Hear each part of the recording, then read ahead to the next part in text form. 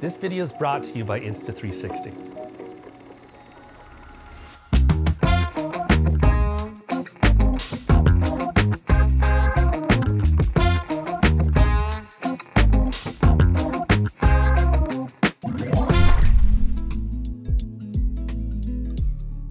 I film most of my videos solo. Which gimbal actually saves me time as a one-person crew? That's what I wanted to know.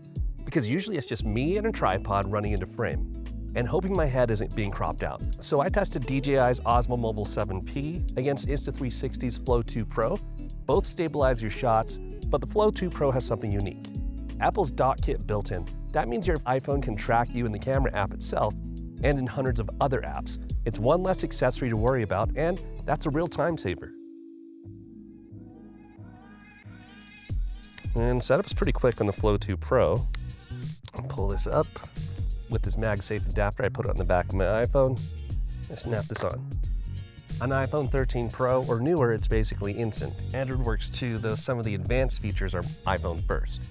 Now, DJI's Osmo Mobile 7P uses this clamp, which works fine, but if you're switching cases a lot, it's not as fast. And honestly, both gimbals get the job done. But if you're in a hurry, MagSafe is just more convenient. This will also work as a stand, so you have the MagSafe adapter that goes onto the back, and then you have the stand. You just pull this down. I can place my phone in portrait, or I can place my phone in landscape, and it works great as a MagSafe stand. So it's really cool just to be able to have that on there. That way you're not losing the mount adapter. Okay, with the tracking, this is where I noticed the biggest difference. The Flow 2 Pro has two systems. It has DockKit for iOS apps like FaceTime, Zoom, and TikTok, and also has an AI tracker if you want to use that as well, which basically works in any Android or iOS app. That means I could track whatever I'm doing without being tied down to one app. With DJI, you'll mainly be using their Mimo app for tracking, which works well if that's your workflow, but when I want flexibility across different apps, it's nice to have a gimbal that just handles it directly. The Flow 2 Pro is the first and only gimbal to integrate Apple DockKit.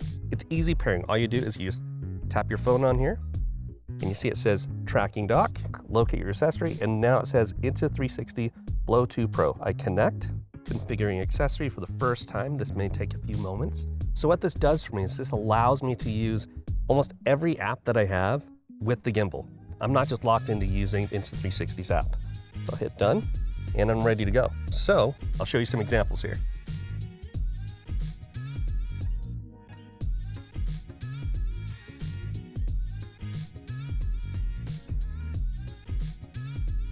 So this is what matters most to me. I film most of my content solo. Normally it's me pressing record, running into frame, and just hoping I nailed the shot. With the Flow 2 Pro, it feels like I've got someone filming me, even though it's just me and the gimbal. That makes a big difference in how confident I feel shooting alone. The Flow 2 Pro also has some creative modes. It can keep tracking even at higher zoom levels, so if I walk across the scene, I still stay framed. It also has multi-person tracking, so in group vlogs, everyone stays in the shot.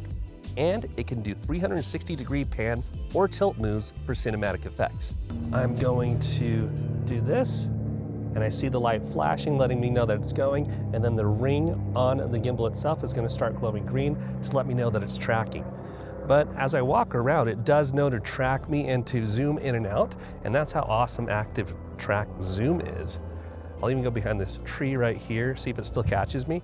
And even when I walk back into frame, it still catches me, and it has me zoomed in pretty good with this ActiveTrack zoom. Okay, what we're gonna do here is, since Insta360 Flow 2 Pro is a 360 gimbal, it can rotate all the way around, limiting the Osmo Mobile 7P. I walk around this way. You see the gimbal stopped there for the Osmo Mobile 7P, and I could go around and around endlessly. Oh, it did catch me again, look. The Osmo Mobile 7P does track me again, but again, if I go too far off, it does stop eventually. If I go this way, there it goes. It stops, and the Flow 2 Pro keeps going. Because the Osmo Mobile 7P has shorter feet, it's less stable than the Flow 2 Pro. Now you can pull off some of these shots with other gimbals too, but having them built in and easy to trigger makes it more approachable when I'm out filming. Now both these gimbals have a few extras. They both have built-in tripods. They both have these extended selfie sticks that go up so you can have extra range. With their attachments, you get a spotlight on there. but with the Insta360 app, you also get a teleprompter. You also get gesture controls using your phone or your Apple Watch.